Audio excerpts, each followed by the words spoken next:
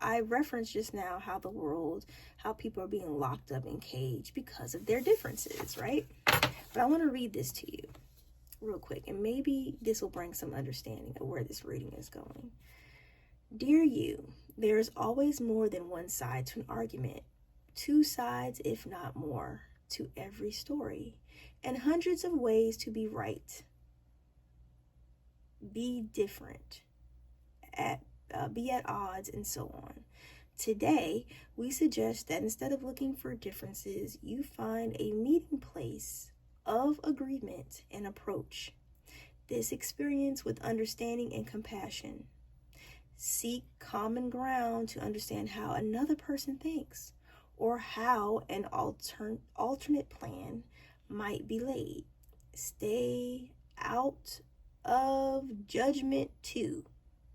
I'll read that again because I just picked up on somebody being judgmental. Stay out of judgment too. Observe, discern, but accept that others have different stories, experiences, and journeys, and some people might refuse to remain open to others' point of view.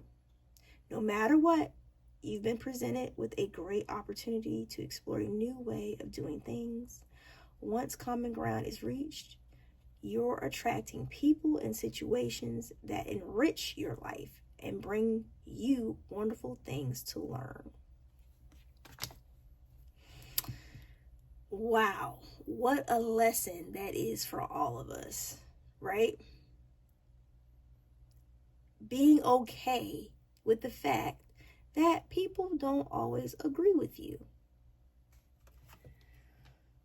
Ooh, some of you need to pray and watch your surroundings, okay? It's a lot of evil people, okay, in this world. And just like I read to you, we need to observe and discern, but still accept that others have different stories, okay?